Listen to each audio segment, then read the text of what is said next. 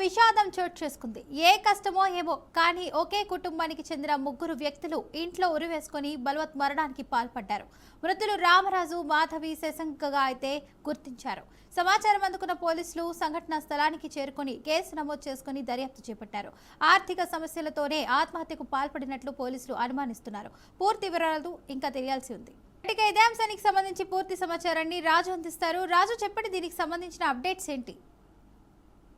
Yes Fatima, Hyderabad నగరంలో హృదయవిదారక ఘటన చోటు చేసుకుందని చెప్పొచ్చు. నగరంలోని అంబర్పేట పరిధిలో ఒకే కుటుంబానికి చెందిన ముగ్గురు అయితే ఆత్మహత్య పాల్పడడం తీవ్ర కలకలం అయితే రేపుతుంది. సో భార్య భర్తలతో పాటు వారి కుమారుడు ఎవరైతే శశాంక్ కూడా ఆత్మహత్య చేసుకోవడం, ప్రాణాలు తీసుకోవడం అక్కడ ఉన్నటువంటి స్థానికంగా తీవ్రంగా విషాదం మిగిల్చిందని చెప్పుకోవచ్చు.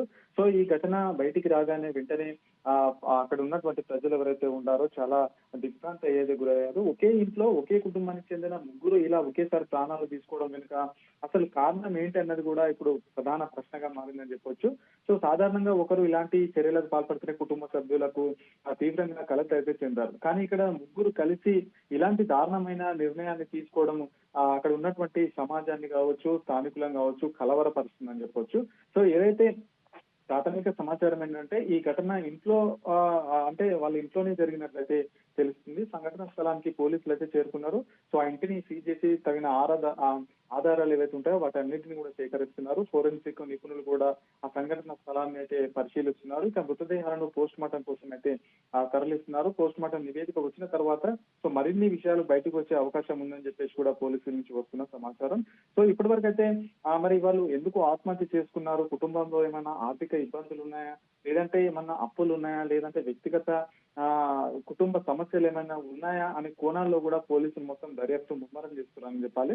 కానీ ఇటీవల ఏదైనా సంఘటన కావచ్చు, ఏది జరిగినా కానీ ఇలాంటి దారుణాలకైతే అంటే ఇలాంటి ప్రాణాలు తీసుకోవడానికి కూడా వెనుకాడట్లేదు. సో ఇటీవల ఎవరితోనైనా వివాదాలు ఉన్నాయా, లేదంటే ఎవరైనా ఒత్తిడి తెచ్చారా, ఫోన్ కాల్స్, వాళ్ళకి సంబంధించిన మెసేజ్లు, ఆర్థిక లావాదేవీలు, ఈ వివరాలన్నిటిని కూడా పరిశీలిస్తున్నారు చెప్పారు. అక్కడ స్థానికులు కూడా కొందరైతే అడిగి తెలుసుకున్నారు. ఆ కుటుంబము జనరల్ గా మామూలుగానే ఉండేది, ఎవరితో పెద్దగా గొడవలు పడేవాళ్ళు కాదు, సాధారణంగా వారి జీవితం వాళ్ళు గడిపేవారని చెప్పేసి అక్కడ ఉన్నటువంటి స్థానికులు అయితే చెప్తున్నారు. సో మరి బయటికి సాధారణంగా ఇచ్చే కుటుంబాల్లో ఇలాంటి ఆత్మహత్యకు పాల్పడాల్సిన అవసరం ఏముంటుంది అనే కోణంలో కూడా పోలీసులు అయితే దర్యాప్తు అయితే చేస్తున్నాం. సో ఇలాంటి సంఘటనలు మనకు సమాజానికి చాలా అయితే కనిపిస్తా ఉంటుంది. మానసిక ఒత్తిడి కావచ్చు, లేదంటే ఆర్థిక సమస్యలు కావచ్చు, కుటుంబ విభేదాలు కావచ్చు, ఇలా ఏం జరిగినా కానీ ఇలాంటి నిర్ణయాలు అయితే తీసుకుంటుందని చెప్పొచ్చు.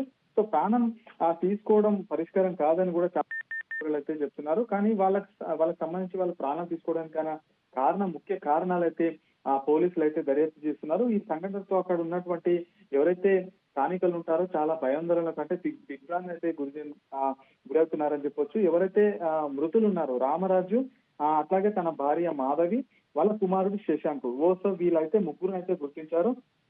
రామరాజు ఆయన వయసు 50 సంవత్సరాలుగా ఉంది, మాధవి వయసు 50 సంవత్సరాలుగా ఉంది. శశాంక్ అతని కుమారుడు ఎవరైతే ఉంటారో వాళ్ళ శశాంక్ వయసు 20 సంవత్సరాలుగా అయితే ఉంది. సో మరి వీళ్ళు ఆత్మహత్య ఎందుకు చేసుకున్నారు, ఎవరైనా ఆత్మహత్యకు ప్రేరేపించారా, సో వీటన్నిటి గురించి పోలీసులు అయితే దర్యాప్తు అయితే చేస్తున్నారని చెప్తూ ఇప్పటికే వాళ్ళనైతే ఆసుపత్రికి తరలించి పోస్ట్ మార్టం నిమిత్తం ఆ టెస్టులన్నీ ఆ ప్రక్రియ మొత్తం కూడా కంప్లీట్ చేస్తుందని చెప్పాలి. సో ఒకేసారిగా ఆ ప్రాంతంలో విషాద ఛాయలు అయితే అలుముకున్నాయని చెప్పొచ్చు. ఎందుకంటే ఆ ఒకే కుటుంబానికి చెందిన వాళ్ళు అంటే నిన్నటి వరకు మాతో కలిసి మాట్లాడి చేసిన వాళ్ళు ఈ రోజు సడన్ గా ఇలా చనిపోవడం అక్కడ స్థానికంగా ఉన్న ప్రజలకు, స్థానికంగా ఉన్న నేబర్స్ ఎవరైతే ఉంటారో వాళ్ళకైతే తీవ్రంగా దిగ్భ్రాంతి అని చెప్పుకోవచ్చు. సో పోలీసులు అయితే మొత్తం అన్ని కోణాల్లో కూడా దీన్ని ఎందుకు ఆత్మహత్య చేసుకున్నారు, అసలు చేసుకోవడానికి గల కారణాలు ఏంటి అనే కోణాల్లో కూడా పరిశీలిస్తున్నారు.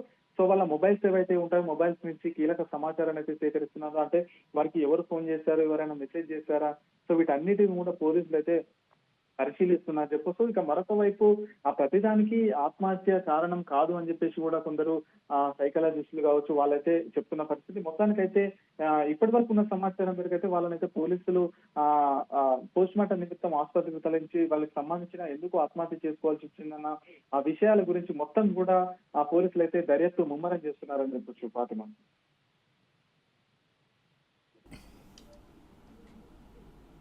Right, thank you Raju for the update.